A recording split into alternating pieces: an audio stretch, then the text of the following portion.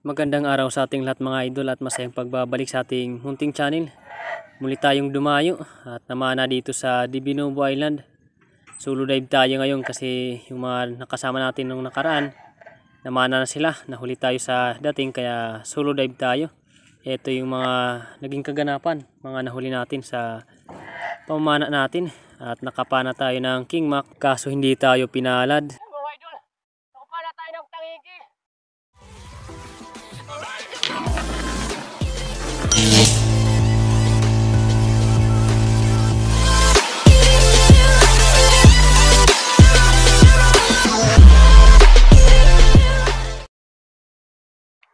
Ayan, magandang hapon sa ating lahat. Time check natin ngayon.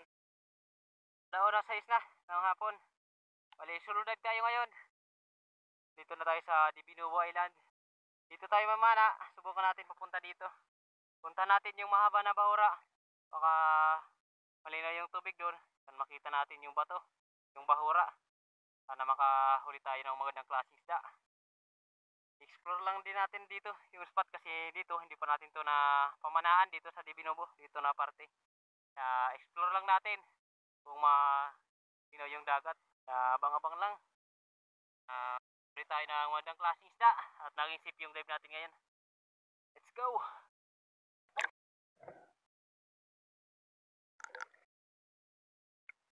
Pakarating natin mga idol sa Tanggid kung tawagin namin, agad na natin na nireload yung ating pana para kung sakali man na makakita tayo ng isda na pwede natin panain, agad natin ito na matitira.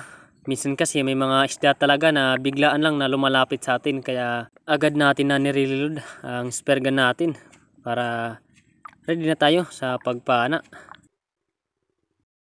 Dito sa unang dive natin mga idol, nag-ambush tayo sa pagitan ng mga malaking coral. Kaya sinubukan natin na mag-ambush, baka may ma-attract tayo ng mga isda at makapana tayo. Kaya dito, pagtingin natin sa kanan na bahagi ng inaambushan natin, ito may peacock grouper na lumabas. Good size na sana ito kaso may pagka mailap na. Kaya hindi natin ito napana. Agad na pumasok sa butas. Sayang, malaki na sana yung peacock grouper. Mga kalahating kiluhin na. Sayang, pero hayaan na lang natin. Ganun talaga pag hindi para sa atin yung isda. Hindi talaga yan magpapahuli. Kaya hayaan na lang natin. Babawi lang tayo. Sana makahuli tayo sa susunod na sisid natin. Sa dive natin ito mga idol, may nakita tayong suno. Good size na rin ito. Kaya ito na yung pinagbukusan natin. Ayaw lumapit nitong coral trout. Kaya tayo na lang ang lumapit para tirahin natin ito. Habang papalapit tayo mga idol, buti lang itong coral trout hindi agad umalis kaya nagkaroon tayo ng pagkakataon na tirahin ito. Thank you Lord, tinamaan natin.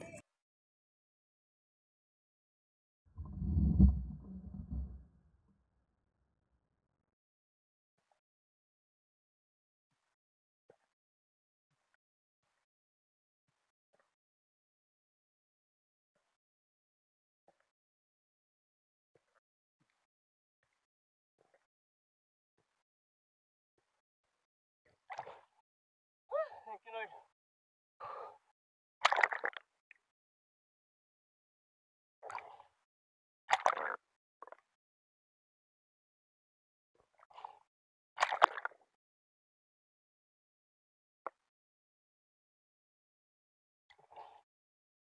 Suno. Isda. Good size na mga idol. Walang huli natin na isda. Thank you Lord.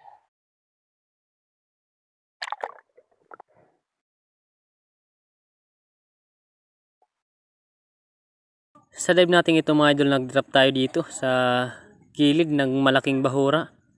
At dito pakababa natin, may natanaw tayo na isang isda. Isang triggerfish mga idol o pakul. Good size na ito kaya linapitan natin at kinuha natin yung pagkakataon na hindi tayo napapansin ng isda. Dahan-dahan lang din tayo na lumalapit para hindi natin ito mabulabog. At pakakuha natin ng saktong distansya, agad na natin ito na tinira. Thank you Lord, tinamaan natin itong triggerfish o pakul.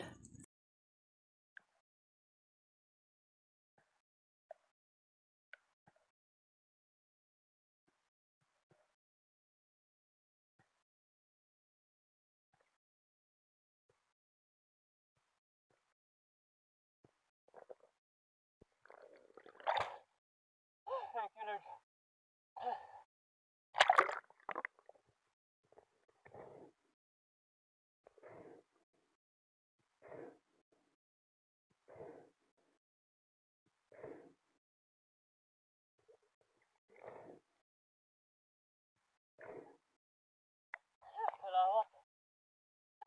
Mga idol.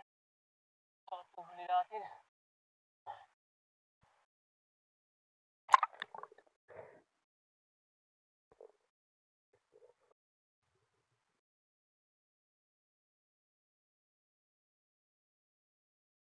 Sa dive natin ito mga idol, nag-drop tayo dito sa ibabaw ng bahura at nag-ambush tayo. May nakita kasi tayo ng mga indangan o labahita.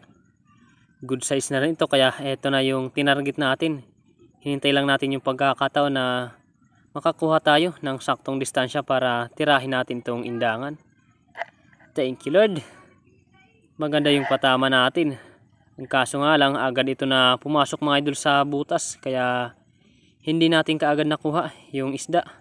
Nag-resurface muna tayo para kumuha ng hangin at magpahinga ng ilang minuto at babalikan natin kaagad itong isda na napana natin.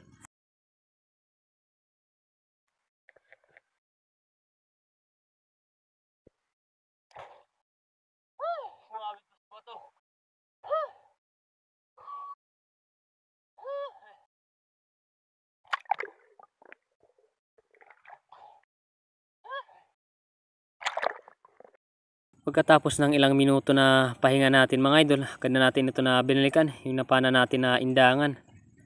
Good size na, kaya sumabit talaga sa bato.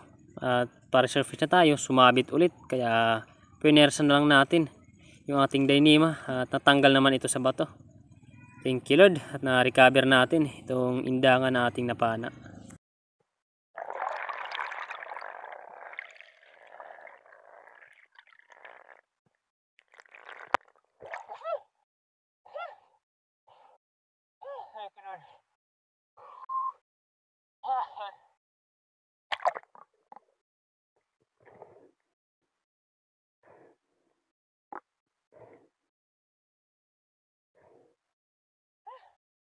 Napori natin. Grabe, nahirapan pa tayo. Lord, indangan. Salamat. Sa dive natin ito mga idol, nag-drop tayo dito sa may mga batuan. Ito kasi yung mga spot na kadalasan natin nakikita ng mga suno o coral trout, kaya nag-drop tayo dito at nagbabaka sakali ulit tayo na makakita ng isda na pwede natin matira. At eto, nakakita tayo ng indangan o labahita kung tawagin namin. Pwede na rin ito mga idol, madalang kasi yung isda na panain, kaya kinilangan na kumuha rin tayo ng isda na hindi kalakihan para may pangdilensya tayo. Thank you Lord, tinamaan natin yung indangan.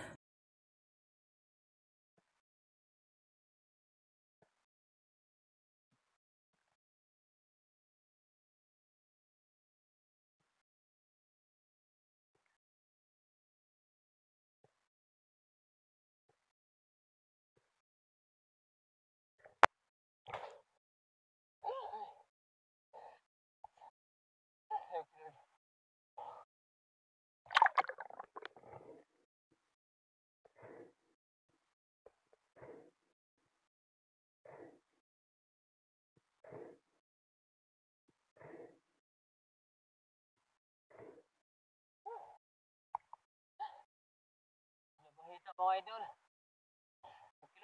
Dagdagan natin. Salamat. Labahita indangan.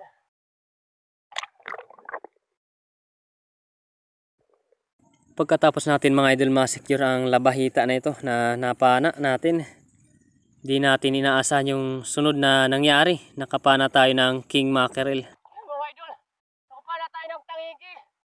Yan, ito na sumulpot sa harapan natin, kaya agad lang natin natinira. Yan, marami na yung kinakain na line, kaya sana hindi makapunit.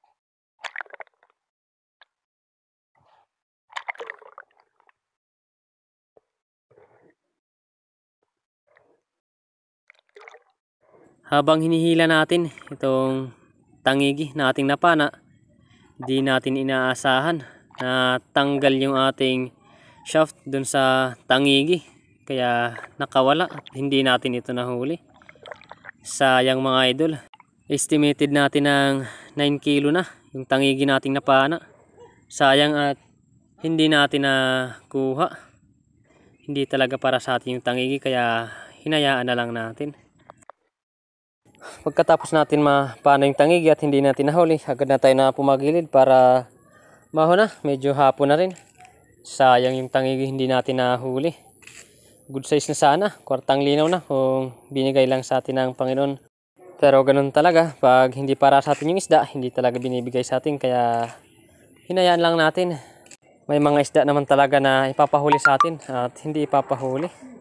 Ayan yung naiwan sa shaft natin, yung balat ng tangigi. Pero ayos na rin mga nahuli natin. Kahit hindi malalaki, ayos na. Makakabinta rin tayo kahit papano. Ilang piraso lang din yung huli natin, pero ayos na rin.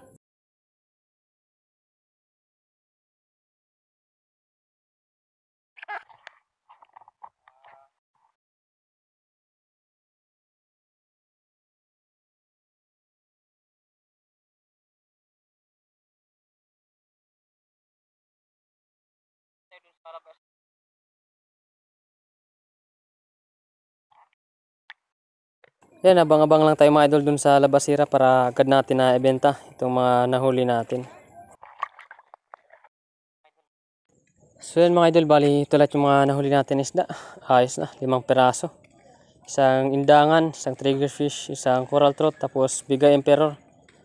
Ayos na. Balik-ulit natin itong 2 peraso natin na first class. Yan, suno at bigay emperor. Yan kaya yung timbang nito sa 2 peraso.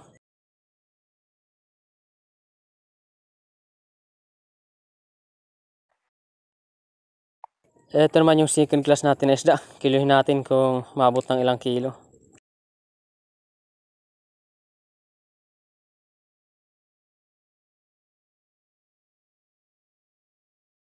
Ayos na.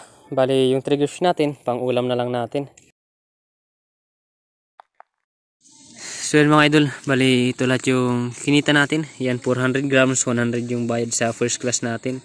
Tapos yung second class 1.1, 154. Bali sa kabuuan 254 yung kinita natin. Ayan, eto na. Sayang yung king mac natin mga idol. Yan nakatanggal. Pero wala tayong magagawa. Hindi talaga para sa atin yung isda, kaya hayaan na lang natin. Ayos na.